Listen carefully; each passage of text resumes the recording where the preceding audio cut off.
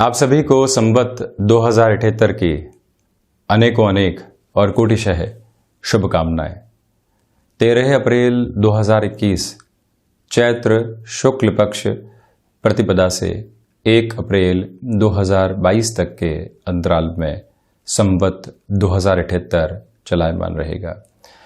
अप्रैल, मई और जून के महीनों में जो ग्रहीय व्यवस्थाओं के प्रमुख परिवर्तन सामने निकल कर आ रहे हैं, इसी माध्यम से हम ये संवत्सरीय वर्षफल लेकर आप सभी के सम्मुख हाजिर हुए हैं। वैसे प्रत्येक वर्ष अंग्रेजी कैलेंडर के माध्यम से हम वार्षिक वर्षफल लेकर आते हैं, किंतु यहाँ ज़रूरत के आधार पर और साथ में ही जो गणनाओं के कुछ परिवर्तन सामने हैं, उसको और ज़्यादा ताज़ा करने के लिए हम ये जानकारी लेकर हाजिर हुए हैं।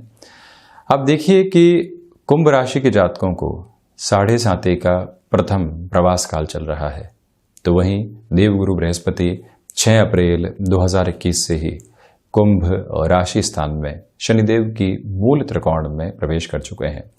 एक तरह से देखा जाए तो जो लाभ भाव के अधिपति हैं और धन भाव के अधिपति हैं, वो प्रथम भाव में अब गतिमान रहेंगे। इसके पहले लाभ और धन भाव के अधिपति देव गुरु बृहस्पति अपने नीचस्थ आधार के साथ में चलायमान थे। जैसे ही यहाँ शनिदेव की मूल त्रिकोण में प्रवेश करने वाले होंगे, तो यहाँ से तीनों ही त्रिकोणों के ऊपर इनका नियंत्रण पूरे तरीके से स्थापित होता चला जाएगा।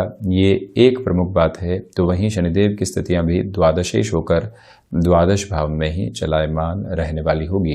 राहु और केतु के जो आधार हैं वो वृषभ और वृश्चिक में चलायमान है।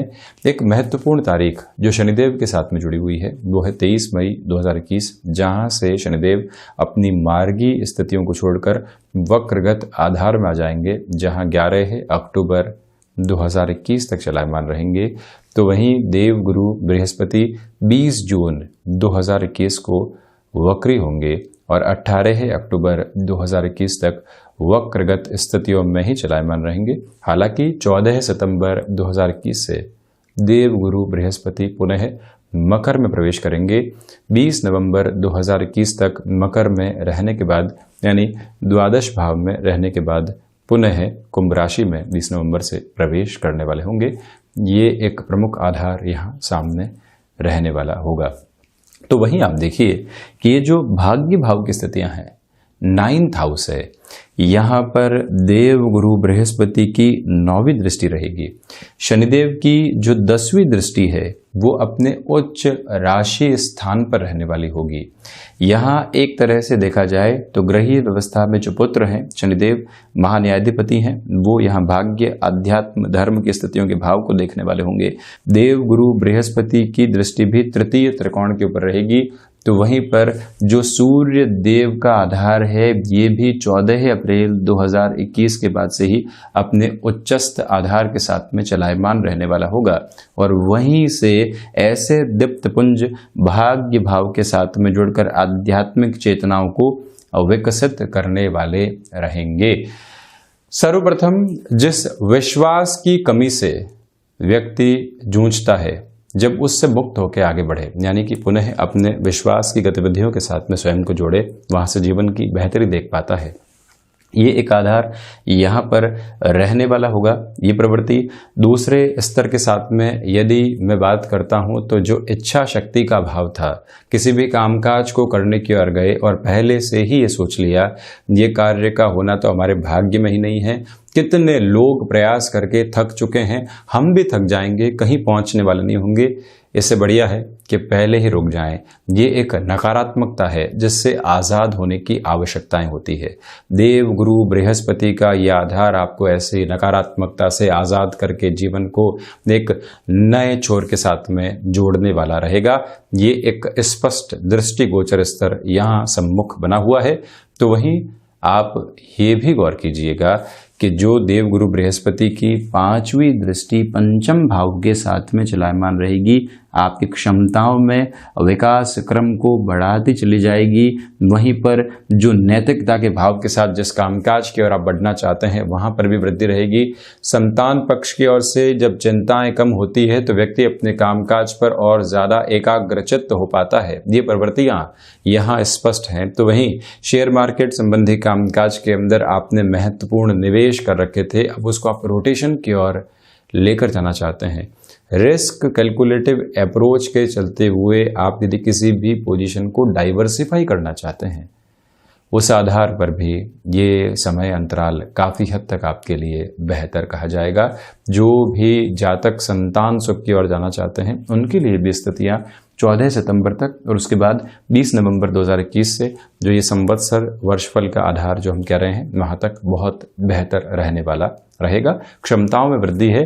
तो वहीं एजुकेशन की लाइफ के साथ में जो भी जातक चल रहे हैं, अपने किसी स्टार्टअप की तरफ आप जाना चाहते हैं या कोई ऐसे कार्य क्षेत्र की ओर खुद को गमनशील करना चाहते हैं जहाँ से जीवन एक नई वृद्धि के प्रवास क्रम को देख पाए, वहाँ पर भी बेहतरी बनी रहने वाली रहेगी। वहीं देवगुरु बृहस्पति की जो 7वीं दृष्टि है वो सप्तम भाव पर गृहस्थ जीवन के साथ में जो एक बॉन्डिंग एस्टेब्लिश होनी चाहिए वो भी है। तो साथ में ही उनके साथ मिलकर आप किसी कामकाज की शुरुआत करना चाहते हैं, उस और जा सकते हैं।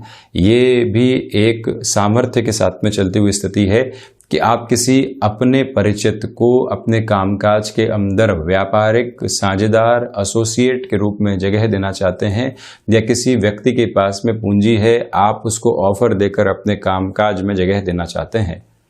उस लिहाजा भी ये समय अंतराल काफ़ी हद तक महत्वपूर्ण कहा जाएगा। ये एक निवेदन आपसे करना चाहूँगा।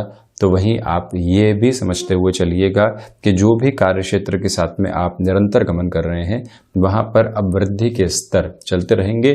7.5 के साथ में संघर्ष चल रहे हैं, किंतु इन संघर्षों के साथ में भी आप स्वयं को एक स्थिरता देते चले जा रहे हैं। वहीं जो 9वीं दृष्टि है ये काफ़ी हद तक भाग्य को सहयोग देने वाली होगी।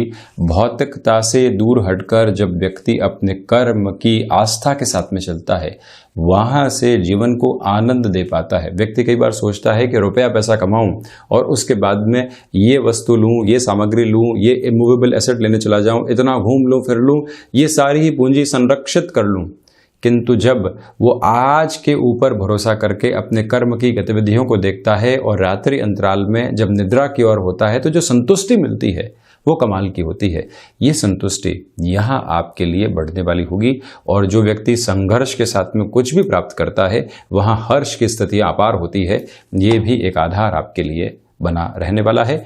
यहाँ आध्यात्मिक चिंतन में वृद्धि, और यहाँ यदि व्यवहारिक स्तर के साथ में भी बात करूं तो आप नौकरी पेशा जीवन में किसी भी बड़े परिवर्तन की ओर जाने के लिए तैयार हैं। सूर्य देव की 7वीं दृष्टि, देव गुरु बृहस्पति की 9वीं दृष्टि, शनिदेव की 10वीं दृष्टि का जो आधार है पूरे तरीके से आपको सहयोग देने वाला होगा। जब व्यक्ति भाग्य के भरोसे हो और भाग्य आपको ये भरोसा दे रहा हो कि आप कर्म करो, वहीं से हम साथ में जुड़ेंगे, ये स्थितियां आपके जीवन को एक नया प्रवाह देने वाली हो सकती है। इस बात को आप स्मृतियों में जरूर रखने वाले रहें। तो वहीं पर जो मन में कई बार शंकाएं सामने आती है, मानसिक स्तर के ऊपर जो चिंताएं सामने आती है वो घेरे रह सकती है, उससे आपको बचने का प्रयास करना होगा।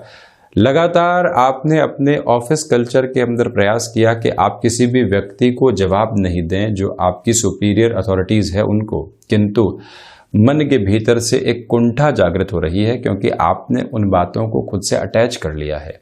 और आखिरकार ऐसी स्थितियों के अंदर व्यक्ति रिएक्टिव होकर अपनी बात को सामने रखने वाला होता है। उससे आपको बचने की पूरी आवश्यकता है।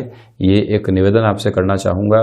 दूसरी स्थितियों में आप ये भी समझते हुए चलें कि यहाँ पर जो पारिवारिक स्तर के ऊपर छोटे छोटे व्यवधान के आधार बन रहे थे उससे भी हम कैसे बच सकते हैं, इसके बारे में आपको पूरी ही रूपरेखा बनाकर चलने का प्रयास ज़रूर करना चाहिए। और इसी के साथ में आप ये भी देखिएगा कि जो भी पैतृक संपत्ति संबंधी कोई भी विवाद चल रहा था 23 मई से लेकर जो 11 अक्टूबर 2021 तक का समय अंतराल है, यहाँ आप धीमापन बनाकर रखें। कोई भी उकसावे की स्थिति आती है और लगता है कि आपको हस्तक्षेप करना होगा, वहां पर भी मन में एक नियंत्रण स्थापित करके चलने की आवश्यकताएं रहेंगी। वहीं यदि मैं 7वीं दृष्टि की चर्चा करता हूं तो आप देखिएगा कि जो वायु जनित विकार होते हैं, जिसमें भी वायु जनित विकार की वजह से ऑर्थराइटिस जैसे रोग पनपने की जो संभावनाएं होती है, उससे आप सावधान रहें। इसी के साथ में ये ध्यान रखें कि जो खान पान के साथ में आपका रूटीन चल रहा है, आपको लगता है कि बेहतर है, किंतु उसमें कुछ चेंजेस की रिक्वायरमेंट है, सबसे पहले उसको अपनाकर चलने की आवश्यकताएं रहेंगी। यहाँ जो शत्रु आपको लंबे समय से परेशान कर रहे थे वो साइडलाइन होंगे, किंतु ये याद रखना होगा कि जब भी किसी को हमने जवाब दिया और मन के भीतर एक बात जागृत हो गई कि शायद जवाब गलत दे दिया है, वहीं से व्यक्ति परेशान होता है। ऐसी स्थितियों से बचने का प्रयास आप जरूर करें। और वहीं पर जो आपको अभी तक ऋण संबंधी आधार में कोई भी रिलीफ नहीं मिल पाई है, 23 मई से लेकर 20 जून और 14 सितंबर से लेकर 18 अक्टूबर तक का समय अंतराल है, यहां ऋण संबंधी आधार में एक प्रमुख तरीके की रिलीफ आपको मिल सकती है। और इसी के साथ में आप देखिए कि जो स्थितियां यहां पर राहु और केतु की है, चतुर्थ भाव के राहु व्यक्ति को कई बार हृदय में संशय देते हैं। जिस कामकाज के साथ में आप चल रहे हैं, लगने लगता है कि इससे शायद दूर हो जाएंगे, कुछ अपडेट करना चाहिए, वहीं पर व्यक्ति अपनी फ्रीक्वेंसी को चेंज कर देता है और गलत निर्णय लेने की तरफ चला जाता है। इसके पीछे वजह यह है कि देव गुरु बृहस्पति का जो दृष्टि निक्षेपण था 20 नवंबर के बाद से ही राहु के साथ में जुड़ा हुआ था, और राहु का दृष्टि निक्षेपण यहाँ बृहस्पति और शनिदेव के साथ में जुड़ा हुआ था। अब ये जब चेंज होने की ओर जाएगा तो व्यक्ति ऐसे आकस्मिक निर्णय की ओर जाता है, किंतु सर्विस इंडस्ट्री संबंधी कामकाज के साथ में अब यहां पर आपके लिए बेहतरी निकल कर आ सकती है।